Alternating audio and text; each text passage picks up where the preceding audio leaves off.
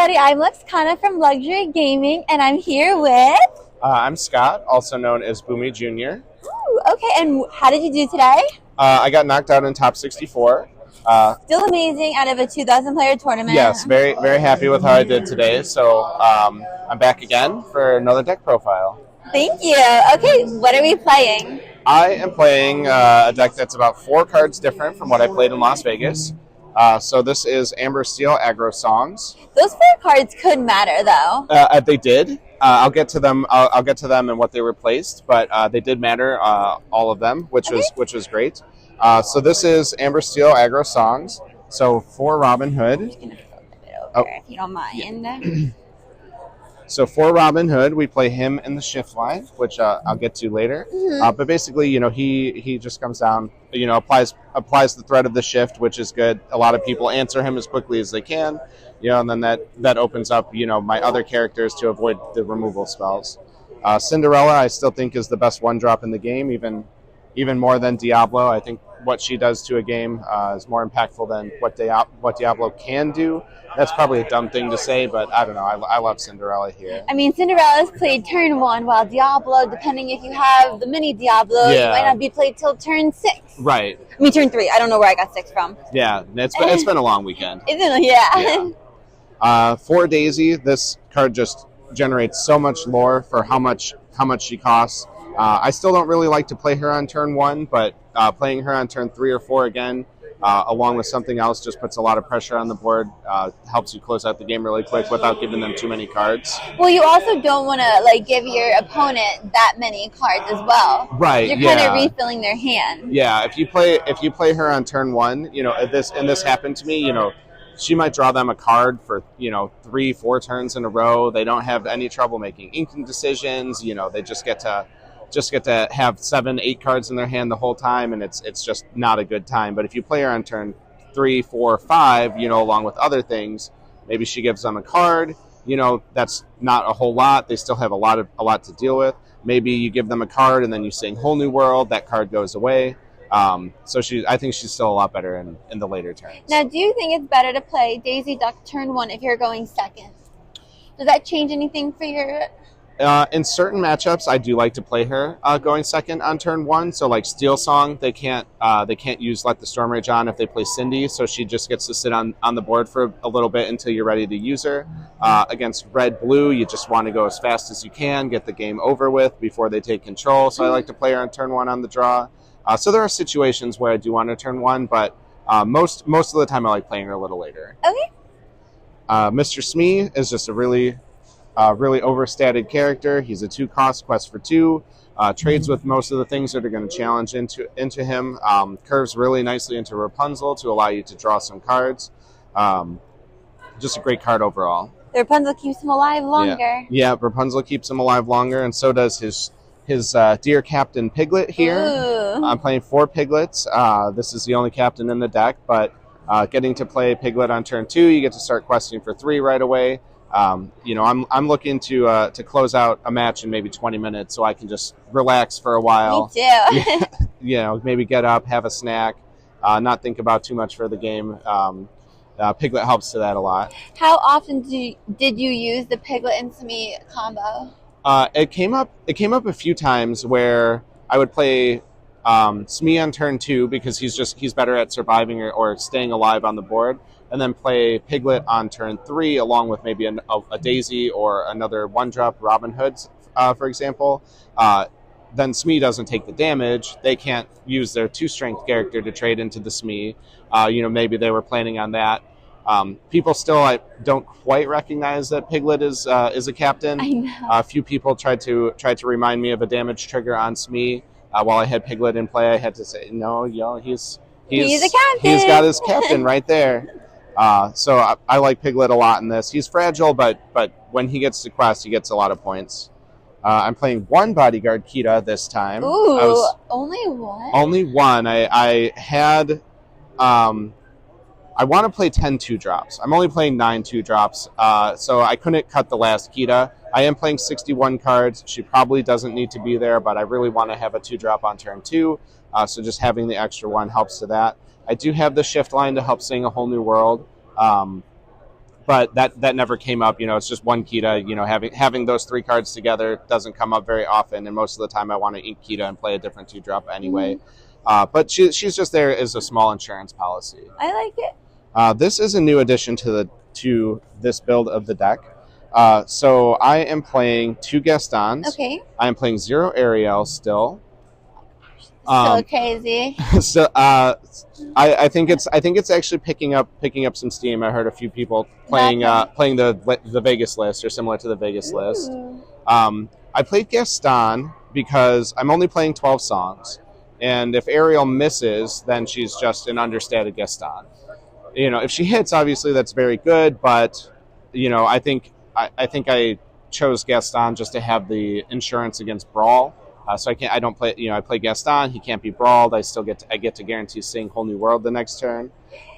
It's almost like, would you rather have this one stay alive a little bit longer or not? Both are Singer 5s.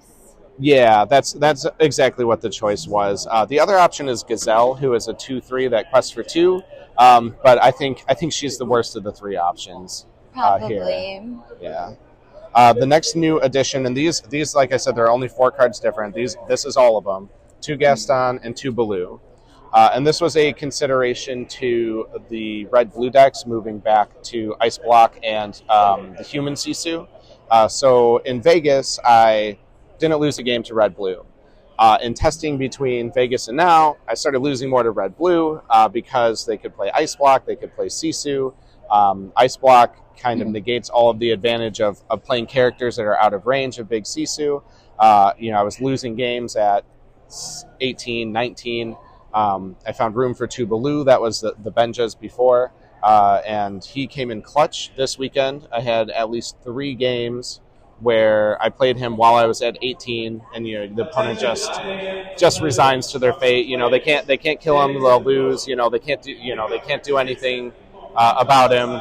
He's just going to get you those last 2 points, and it's going to win you a game. Unless they use Let It Go, which not a lot of decks are using it. Yeah, but I said out loud to a couple of my opponents, it's like, I don't think you play Let It Go. If you play Let It Go, you're going to win. But no, they said, I cut the Let It Go, or I don't play it. So he gets those points. Lawrence is still a menace. He's just a huge body. He holds the full 3 damage for Rapunzel. He threatens the board. He protects your little guys. You quest with a Piglet. You play a Lawrence. Okay, yeah, they trade in with a snake. Your Lawrence goes in for the snake. You play Rapunzel, draw 3 cards. That's a really bad exchange for them. Pete just does a lot of work against any decks that are wanting to interact with you playing songs. Steel Song, Green Steel, Red Blue, Red Purple, any decks that are trying to play Be Prepared. If you're playing against Red, they're going to have 7 ink available on their next turn. You play a Pete, you play a few other characters, you have a lot of lore, and you're just going to get to quest. You're just going to get to quest a lot on your next turn. These. Oh, sorry. These are the song packages here: 4 Strength of a Raging Fire, 4 Let the Storm Rage On. These are the cards that really let Cinderella on turn 1 take over a game. We see this in all the Steel Song decks. Yeah. They're just very, very efficient removal spells. I'm still playing 4 Sven. I love this little reindeer. I love that card too. He does everything, everything that he's meant to do. You quest with a character, you protect them, they can't challenge him.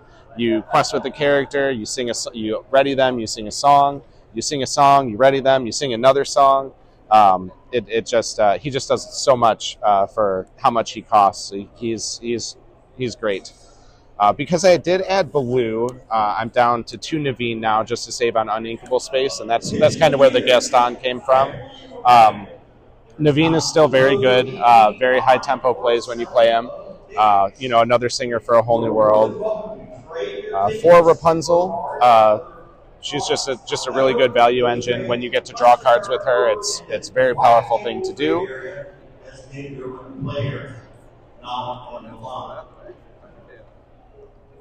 Okay. Don't need to say too much about Rapunzel. Obviously a very good card. I'm super happy I have my playset of the prize wall ones here. This is my favorite art in the game.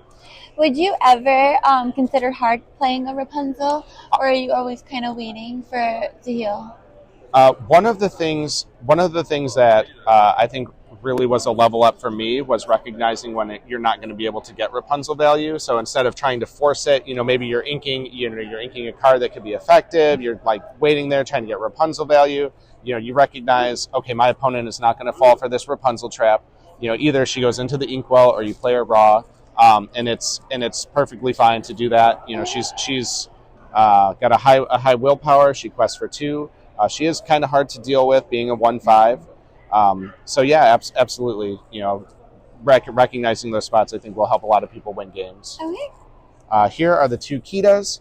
I know last time I mentioned she didn't do anything. She went into the inkwell every time. This weekend, she put in some work? She put in some work. Okay. Yep, I played her to win 2 or 3 games, I think. I have a board. They have challengers. I play Kita. They suddenly don't have challengers. My team quests. I get a points. They can't challenge. Maybe they can play a rush character and challenge with 1. I quest again, and that's usually enough to close it out. Did you want any more Kitas? I always want to play 4 Kitas. I love this card a lot, and I think she's underutilized in the meta. But she is kind of a liability into the Ruby decks. With the Medusa. With the 3 costs. With the Sisus.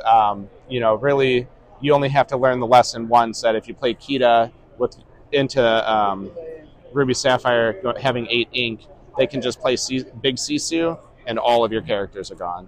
Yeah. And then from there on, you just put her into the inkwell in that matchup. Then there's Robin Hood. I talked about him a little bit. He just is a big stat stick. He has a very relevant ability. He challenges the board while progressing the win condition. He sings A Whole New World. Just a really solid character all around. And then I think last time I said Lawrence is the best card in the deck, and I think I've changed my mind. I think it's actually A Whole New World. A Whole New World. Yeah, the games where you get to chain whole new worlds, or you just get to have an impactful whole new world after you've emptied your hand, you just can't lose them. When are you whole new worlding? Like let's just say you shift Robin Hood, would you whole new world there? I've had games where I've shifted Robin Hood on 3 and played whole new world there. I have games where I play a 1, 2, 3, and then on 4 play Naveen, play Whole New World. Okay. I've had games where you play 1, 2, and then Gaston on 3. Next turn, maybe you can play a character or 2 if they're cheap enough, and then you sing Whole New World. And you completely refill. Would you try to use it sooner if you don't have any songs in your hand because you're trying to refill your hand? I'm sorry, if I don't have any what? Like songs in your hand? Oh, yeah, it's really good at digging for songs. If you need to clear a problematic character, it helps you dig for the Raging Fire. It helps you dig for a Pete if you're trying to prevent them from interacting with songs. Or if you see them setting up their something spicy. Yeah, if they play Ariel and then you play Pete, now they can't take advantage of their Ariel. Maybe you get to sing Strength of a Raging Fire next turn. Now they're down in Ariel. They have to find another singer 5. Same with the 3-drop Ursula, the Deceiver of All. Yeah. Yeah, so yeah. Do you have any shout outs you want to give? I have a few shout outs. One, my wife and son, they are very supportive, and I am super happy to be here because they support me in this hobby a lot.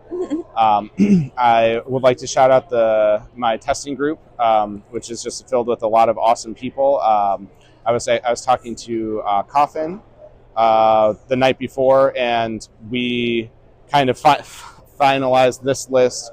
And the Blues were sort of his idea. They're sort of Bobby McHugh's idea, and they paid off really well over the weekend. I don't know. There's so many people, but I think I'll leave it there. Okay. Thank you guys for watching.